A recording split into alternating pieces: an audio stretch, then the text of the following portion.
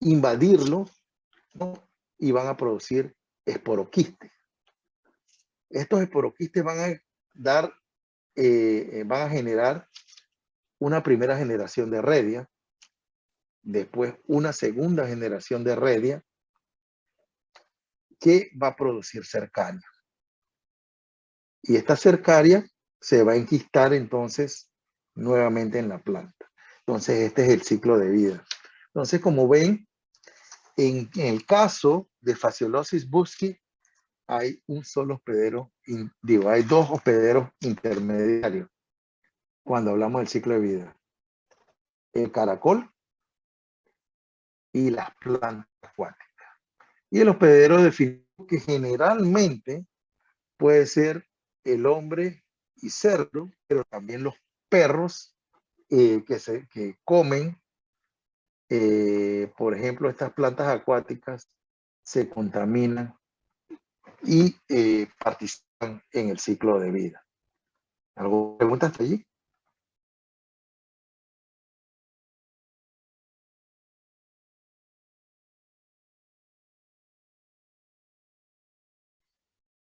No, dentro del caracol. No, dentro del mismo caracol ocurre todos esos cambios estructurales, ¿no? El miracidio dentro del caracol se convierte en esporoquiste. Estos esporoquistes dentro de este hospedero intermediario van a producir redias de primera y segunda generación, pero solamente las redias de segunda generación es que van a producir cercarias. Y estas cercarias, cuando son producidas en el caracol, van a atravesar el tegumento del caracol para escapar al ambiente acuático y buscar el hospedero, otro hospedero intermediario, que es el caso de las plantas acuáticas. ¿Me entendiste? Ya tú verás en los otros ciclos de vida, que esto va a cambiar. Pueden haber un hospedero intermediario que es un caracol y también un crustáceo, que es otro hospedero intermediario. En este caso no habría plantas, por ejemplo.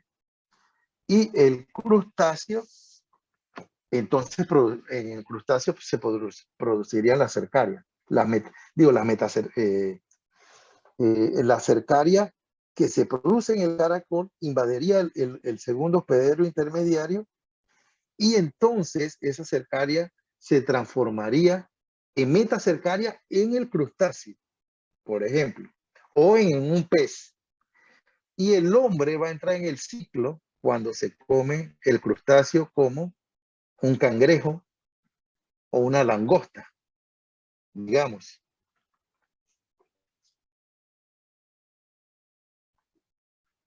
Y entonces así participa el hombre como hospedero definitivo en ese ciclo. Recuerdo que el caso de Paragonimus es un ciclo así, que usa como uno de los hospederos intermediarios un molusco y un segundo hospedero intermediario crustáceo. ¿Recuerdan cuando les hablé en el laboratorio de Paragonimus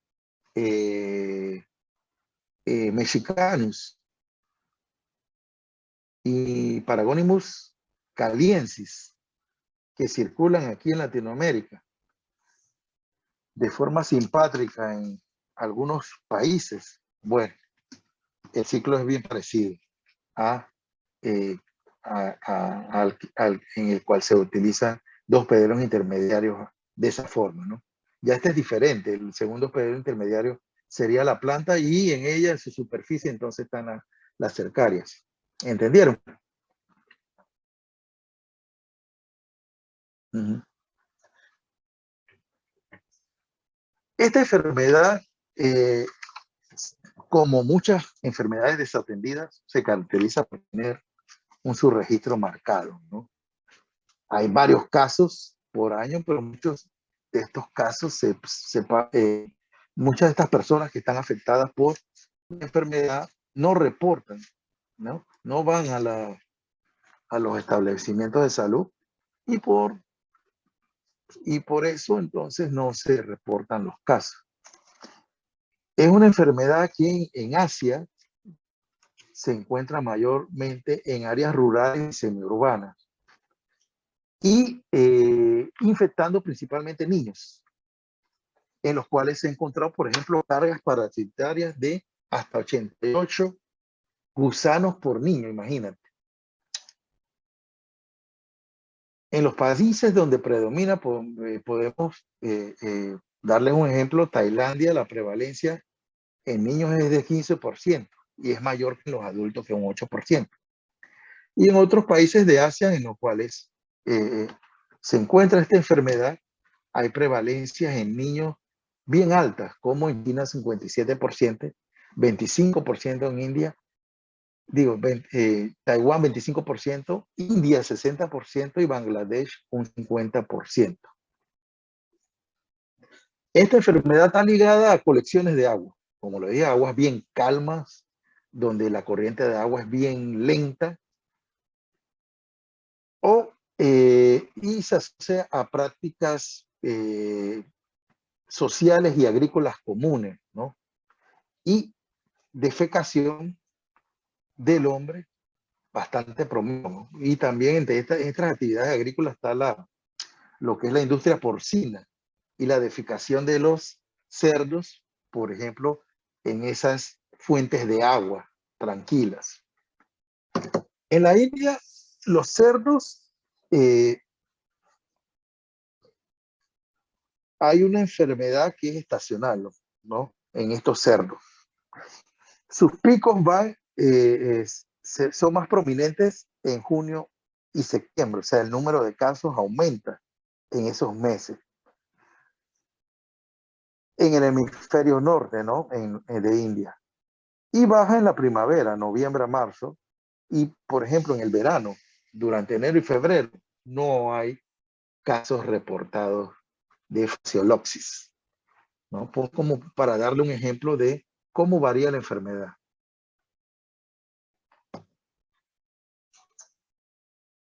La infección se da por consumo de plantas acuáticas, ¿no? Hay individuos que venden, cultivan estas aguas acuáticas y las venden de forma masiva en mercados locales. Pero ellos para venderlas pelan o extraen la cubierta de estas plantas con los dientes y ahí sucede la infección. ¿Qué factores están ligados a esa diseminación? El cultivo de aguas acuáticas ya poluidas, llenas de cercaria para consumo masivo, contaminación de estas áreas de cultivo con heces de cerdo humano y sumergir batatas en agua contaminada. Porque, por ejemplo, esto de sumergir batatas de agua contaminada pasa principalmente en lo que son regiones no endémicas. Los individuos que van a vender esa batata parten de una zona endémica y sumergen estas batatas o papas, ¿no? Para que tengan una apariencia fresca en agua llena de cercarias. Y allí entonces se van al mercado del estado vecino, venden esas batatas. Las lavan allí, llenas de cercarias, las llevan al mercado y ahí ocurre la infección de las personas que compran estas batatas en el mercado. ¿Qué agrava esta enfermedad? Pobreza, malnutrición, mercados sin inspección ninguna, salubridad deficiente, otras helmintiasis y condiciones económicas decrecientes.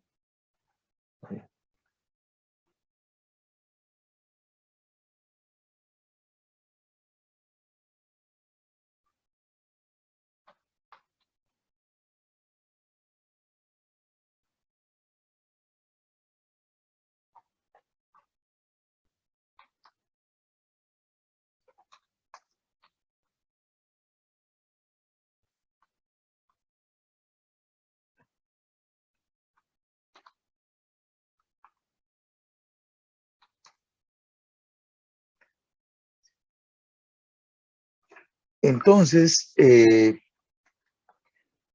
estas áreas, por el cerdo ser eh, eh, un producto de bastante consumo, hay bastante cultivo de ellos, se convierte en el hospedero definitivo principal. Y la prevalencia en estos cerdos es más o menos de 30% en India, 10% en China y 52% en Taiwán. Esto se contamina por la utilización durante la industria porcina de aguas contaminadas, también con, eh, con cercarias o metacercarias. Entonces, ¿cómo ocurre la acción patogénica? Ocurre por obstrucción del intestino y daño traumático local. Pero esta infección depende de la carga, lo que es lo que va a pasar con el individuo humano. Si tiene una alta carga, entonces puede ser asintomático o manifestar síntomas leves. Entonces, dentro de estos síntomas leves puede haber, por ejemplo, inflamación local.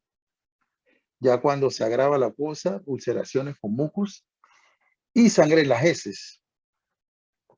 Esto es característico de personas que están infectadas con un grupo reducido de vermes.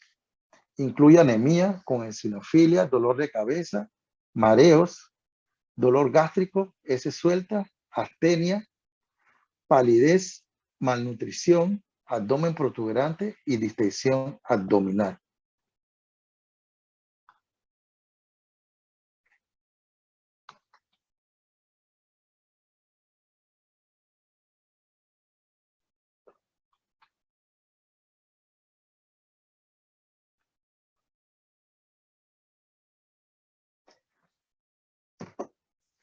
Entonces, en la infección severa puede haber obstrucción parcial del tracto intestinal, malabsorción y enteropatía con pérdida de proteínas. Puede ser vista junto con heces profundas, no, profusas de color verde amarillento. Hay bastante eosinofilia y leucocitosis, que son comúnmente encontradas en estos pacientes graves. También síntomas tóxicos y severos generalizados pueden darse, ¿no? Eso principalmente por algunos productos metabólicos que excretan los gusanos localmente en el intestino. Esto va a causar edema, sobre todo en la cara, pared abdominal y extremidades inferiores. ¿Qué pasa? Eso crea un dolor abdominal, a veces ascites. El individuo no tiene apetito, dolor de cabeza bitemporal, vértigo, fiebre moderada, náuseas y vómitos.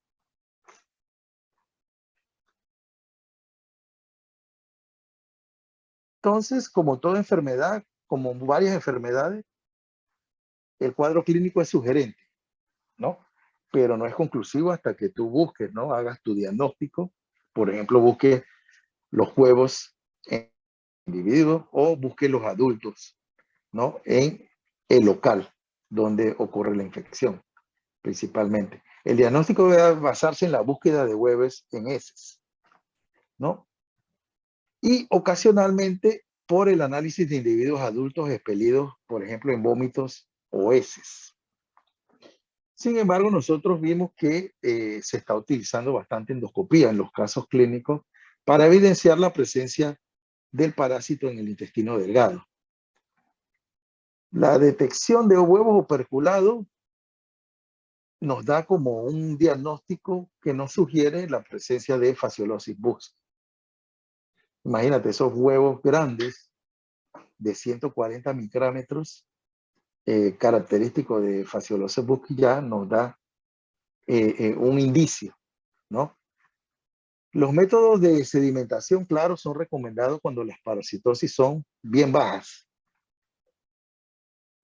para entonces concentrar los huevos y con los huevos y entonces por microscopía ver esos huevos concentrados en un examen microscópico.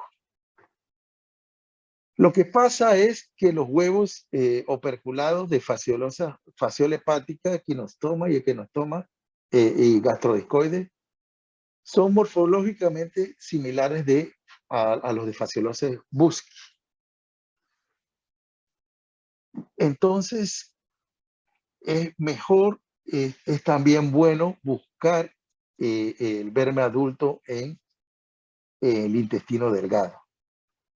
También existen pruebas moleculares que se pueden utilizar para determinar la especie, por ejemplo, si localmente existe un laboratorio de referencia que las haga.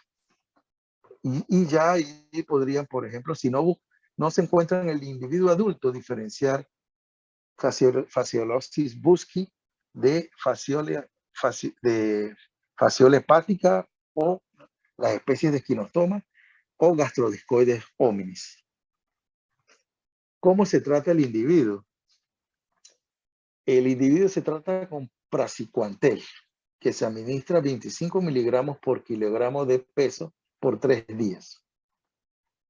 En el caso de los cerdos, niclosamida o triclavendazol han demostrado buena eficiencia y se están utilizando para el control en algunos países que presentan este problema. ¿Cuál sería la prevención y control? El tratamiento, claro, de la gente y de los puerquitos, evitar la ingestión de plantas acuáticas, prevenir la polución de estas aguas tranquilas, ¿no? Donde se cultivan las plantas acuáticas, evitar que la gente defeque allí también de forma promiscua, el lavado y el lavado de las excretas de porcinos en colecciones de aguas vecinas. También ha sido efectivo monitorear la presencia de metacercarias en plantas usadas para alimentación de los cerdos. ¿Cómo se puede hacer la descontaminación de metacercaria en estas plantas acuáticas? Ir hirviendo el agua, ¿no?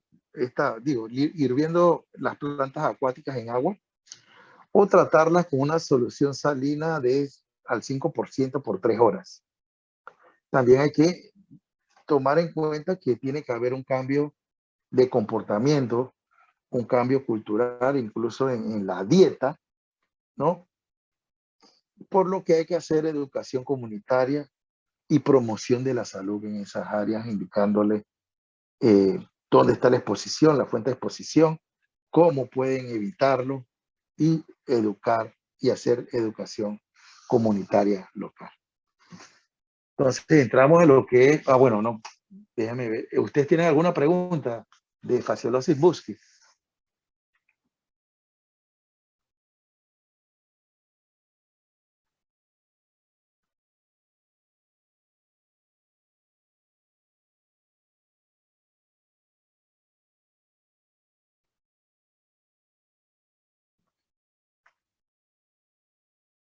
La solución salina, tú la puedes comprar comercialmente o prepararla tú mismo. Solución salina es prácticamente cloruro de sodio. Tú agregas 5 gramos de cloruro de sodio y lo pones en 100 mililitros de agua, ya tienes una solución salina al 5%. Sin embargo, la venden comercialmente también, la solución salina. Pero la manera más fácil y de forma casera de prepararlo es con sal. Pesas 5 gramos de sal, lo echas allí en 100 mililitros de agua y con esos 100 mililitros, o haces más, ¿no? Puedes utilizar 500 mililitros de agua y le pones 25 gramos de cloruro de sodio lo disuelves bien y eso entonces, esa agua la usas para colocar las plantas acuáticas por 3 horas. Ya en esa solución que se considera hipertónica, entonces vas a destruir las cercarias, ¿no? Porque recuerda que ellas pierden agua en una solución hipertónica, ¿no? Como ustedes lo vieron en biología. Porque el agua pasa donde hay mayor concentración de electrolitos. Y entonces, ¿qué va a pasar con eso? Va a destruir la metacercaria de las plantas acuáticas. Uh -huh.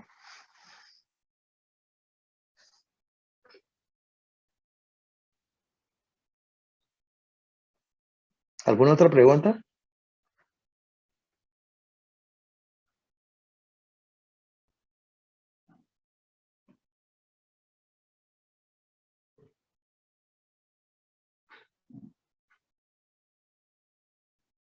Entonces pasamos al siguiente grupo de tremátodos causantes de una enfermedad llamada heterofiosis, ¿no?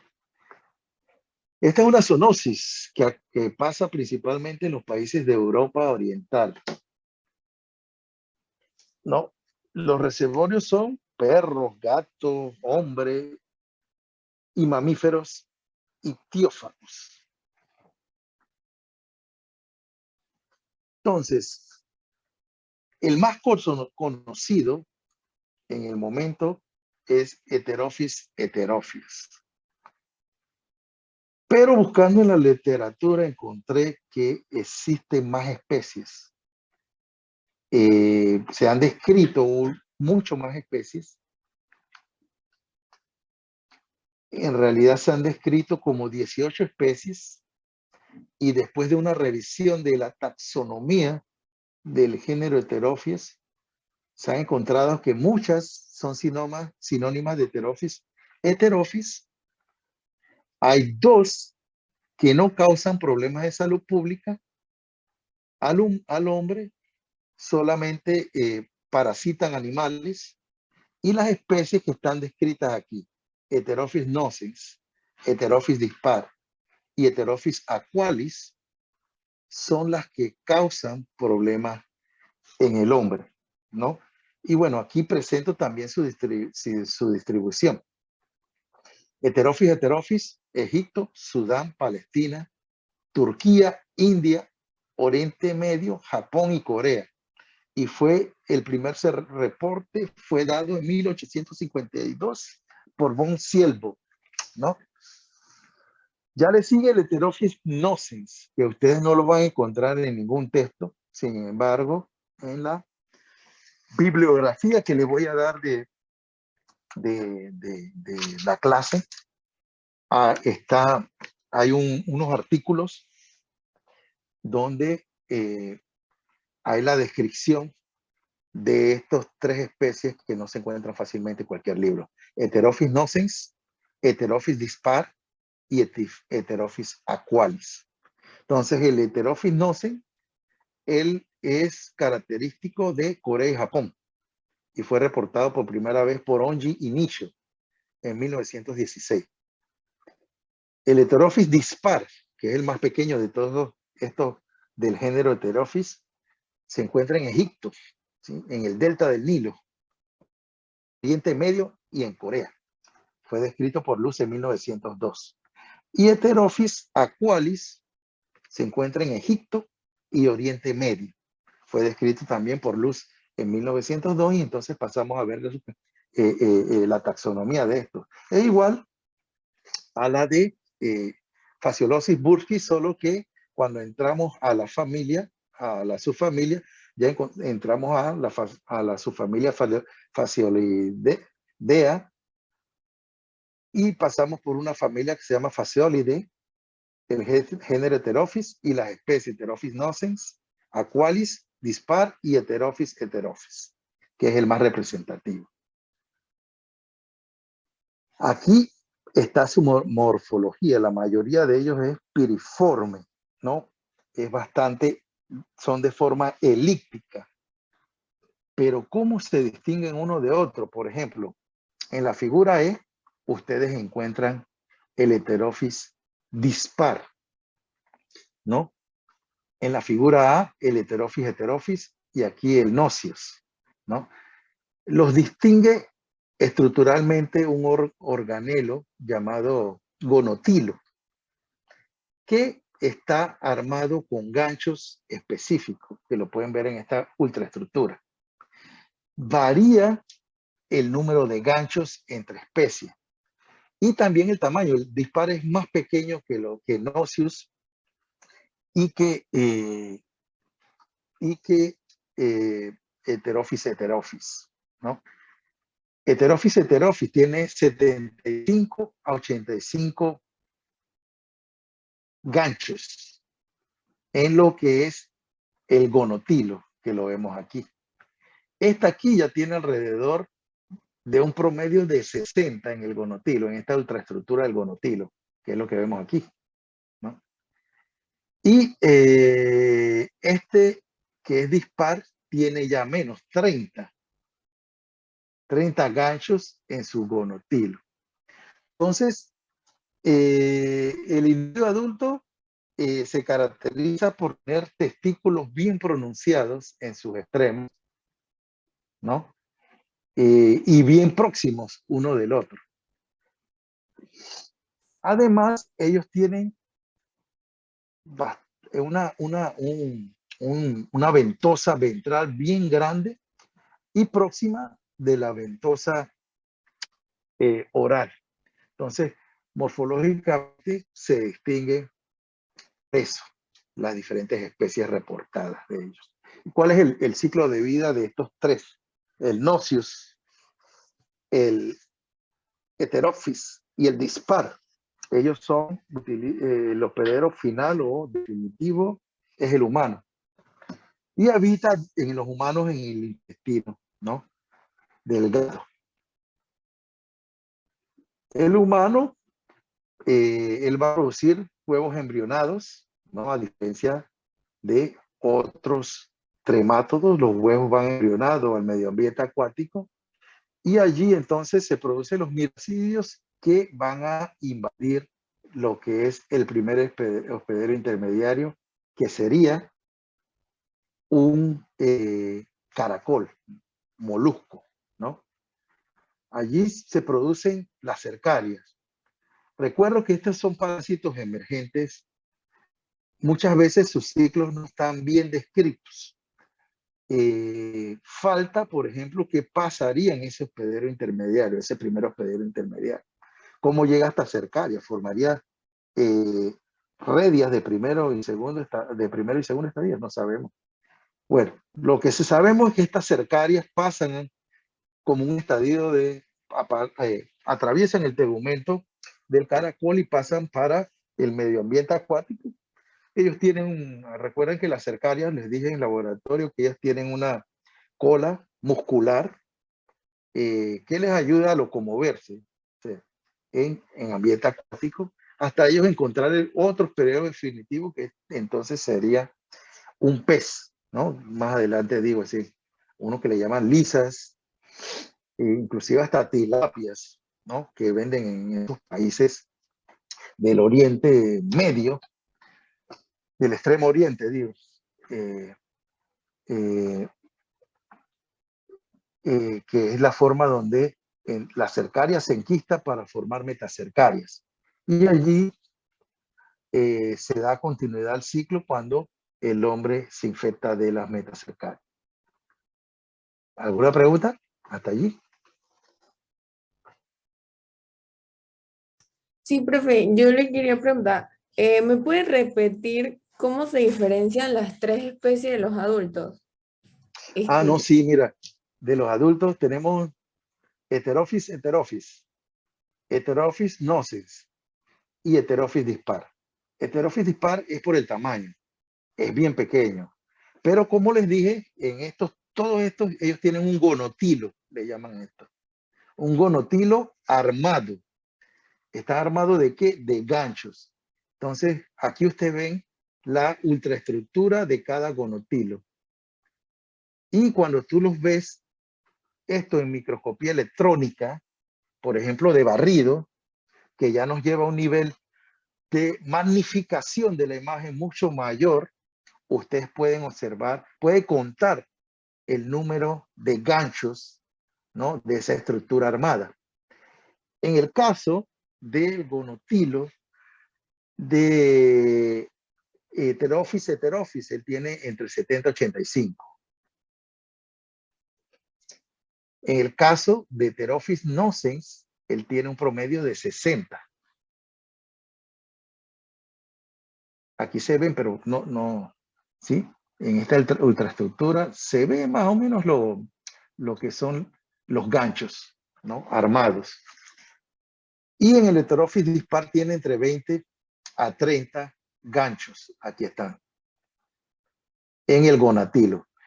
Entonces, por eso se diferencia. Entonces, se diferencia de otros helmintos también por la presencia de dos gónadas en el extremo anterior bien marcadas, ¿no?, y prominentes, ¿sí?, en el extremo.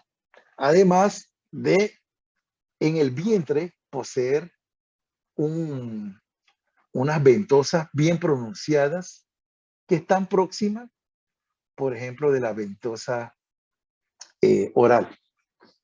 Esa es más o menos la descripción que vi en el artículo de estas tres especies de Pterophis. ¿Me entendiste?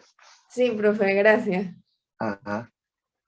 Entonces, bueno, tenemos el ciclo y tenemos más o menos la epidemiología, ¿no? Porque como son parásitos emergentes, la información que se entiende, que se tiene, sobre todo como es una enfermedad desatendida, es poca más, pero ustedes como estudiantes de medicina tienen que tener la información, sobre todo si en este mundo globalizado les llega a su práctica clínica a alguien procedente de Asia, como Taiwán, Tailandia, ¿no?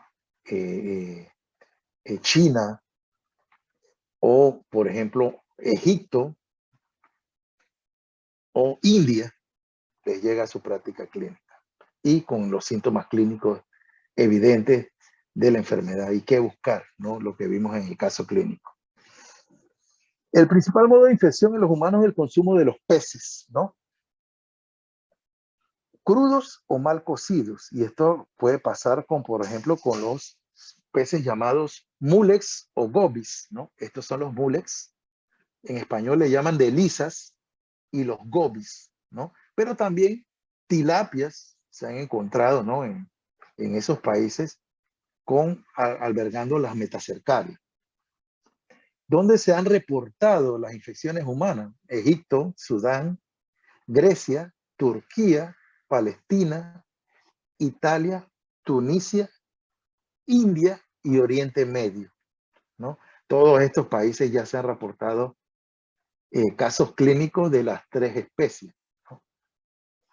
Se calcula que 30 millones de personas están infectadas con este tremátodo, con cualquiera de las tres, ¿no?, en conjunto, ¿no?, con nocen, dispar, Pterophis.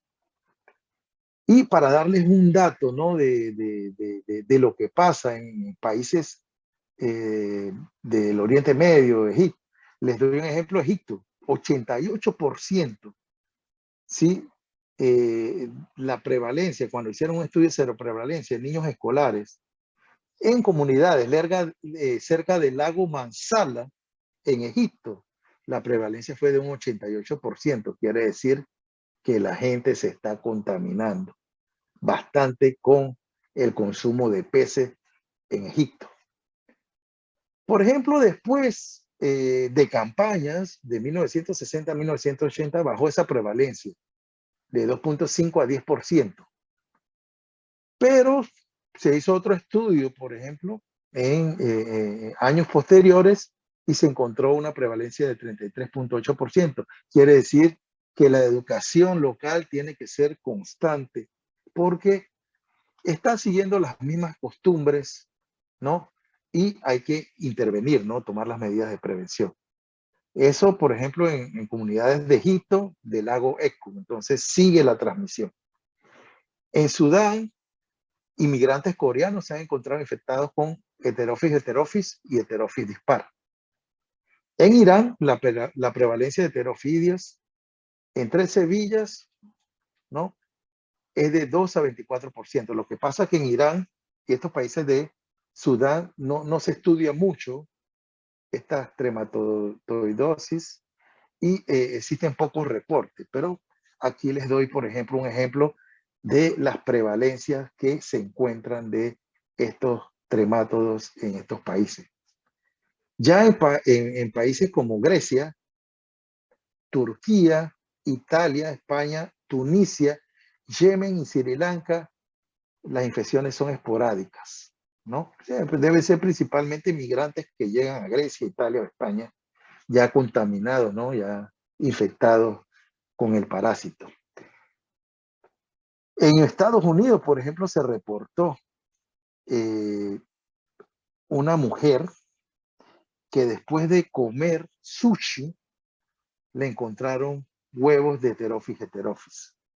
Entonces no sabemos si es porque ella es migrante de alguno de estos países de Asia, porque no habla muy claro del reporte, pero sí manifestaron que puede ser por el consumo local en un restaurante japonés en Estados Unidos de sushi. Ustedes saben que el sushi es prácticamente un pez crudo que tú te comes. Entonces, allí puede haber metacercaria del parásito. Entonces, quién sabe de la procedencia del pez, ¿no? O pez importado que utilizaron para preparar el sushi, no sabemos. Entonces, vamos a hablar un poquito de lo que pasa cuando entra el parásito ya en el hombre. ¿Dónde se instala? En el yeyunio y en el ilio superior del hombre y animales mamíferos. Entre ellos perros, gatos, inclusive hay reportes de aves que les gusta comerse esos peces, ¿no? Aves que bajan, ¿no? Van a esas aguas, a esos lagos y comen peces infectadas con cercaria. Las infecciones leves, ¿qué pasa en estas infecciones? Pueden pasar por asintomática, mientras que, por ejemplo, en las infecciones graves, ¿qué causan en el intestino? Diarrea con mucus, ulceraciones intestinales y dolor abdominal.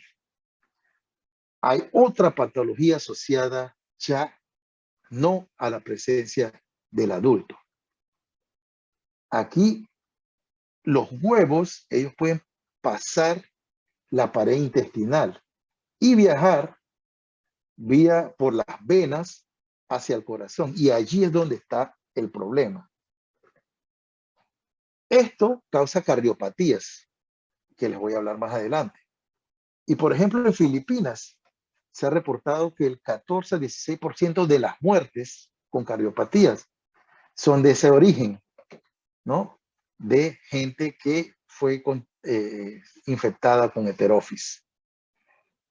¿Qué pasa también con los huevos? En ese tejido endotelial de los vasos sanguíneos, producen trombos con inflamación perivascular y fibrosis posterior, ¿no? Entonces hay un proceso inflamatorio local en esos vasos sanguíneos. También cuando esos huevos se rompen, producen inflamación retículo endotelial con aumento de histocitos. ¿Y qué pasa cuando le haces un electrocardiograma al paciente? Aparecen isquemias. Otra cosa que causan los huevos, ya cuando viajan al corazón a partes específicas como válvulas aureoventriculares, pueden producir fibrosis y calcificaciones con la posibilidad de secundariamente producir una endocarditis bacteriana, ¿no? Local. ¿Qué pasa con el paciente que tiene una cardiopatía por estos heterofilios? Dime. Estos sitios son células gigantes resultado de un proceso inflamatorio que se encuentran en la mucosa endotelial. Entonces, la cardiopatía difusa, ¿qué pasa con el individuo que ya tiene cardiopatía? Se ve una cardiopatía difusa dilatada que simula una valvulopatía con cardiomegalia y choque apexiano visible, pero no palpable, ¿no? ¿Qué ves en el ecocardiograma? Imágenes de isquemia y arritmia de distintos tipos. En la radiografía de tórax puede ver la cardiomegalia evidente con un corazón quieto, ¿no? El diagnóstico diferencial se debe, por ejemplo, ver lo que es endomiocarditis de Loeffler, valvulopatías reumáticas en fase de insuficiencia cardíaca y cardiopatía coronaria cuando hay ecografía con imágenes de isquemia. Y la presencia de huevo en las disposiciones del individuo infectado orienta el diagnóstico en estos casos de cardiopatía. El diagnóstico se hace buscando los huevos. Sin embargo, también hay problemas, ¿no? Porque los huevos de Heterophis, de la especie Heterophis, se parecen mucho al de Coronosis sinensis y Metagonimus yokogawai. Ahí, si tienes un laboratorio de referencia, sería bueno hacer biología molecular para determinar las especies. Y el tratamiento se da con praziquantel de 10 a 15 miligramos por kilogramo de peso. Entonces, esta es la bibliografía que yo utilicé. Los libros que ya tiene el representante de la sede de Panamá, Parasitología Humana de Wedner, versión 2013, Essential of Parasitology, este libro del 2014, y un artículo que es Fishborne Zoonotic Heterophyte Infections, una actualización, ¿no? Que es una actualización de las zoonosis causadas por heterófidos que infectan peces, publicado en esta revista Food and Waterborne Parasitology, volumen 8 y 9 del 2017, páginas 33 a 63. Y bueno, la mejor manera de empezar es dejar de hablar y empezar a actuar, entonces comiencen a estudiar, porque hay muchos parásitos por ver, los tremátodos y en los otros grupos que tenemos por delante. Y bueno, gracias. Allí les dejo mi nombre y el email. Y si tienen alguna pregunta, tenemos unos 15 minutos para el periodo de preguntas, antes de terminar la clase. Debemos aprendernos la dosis de cada indicada para el tratamiento o solo el medicamento. Bueno, ustedes como médicos deberían saberse la dosis, pero yo no pido eso. Yo siempre pido los tratamientos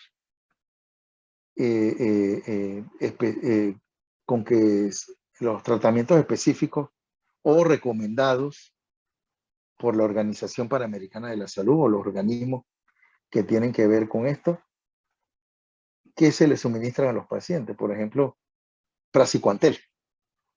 No importa la dosis, pero por ejemplo, cuando tú vas a hacer la receta del individuo que viene a tu consulta, tú lo pesas y sabes, y tienes que saber que se le da tanto, 75 miligramos por kilogramo de pesos por un periodo de hasta 3 días, ¿no?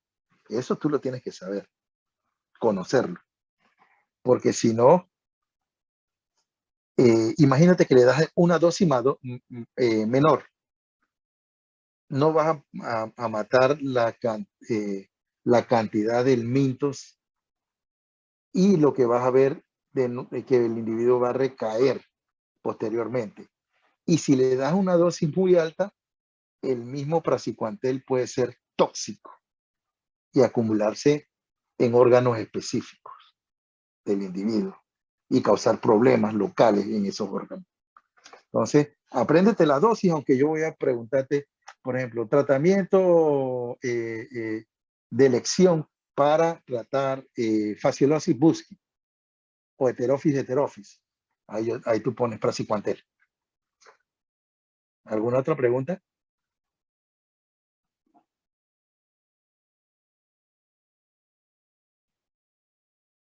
Primer parcial es hasta artrópodo.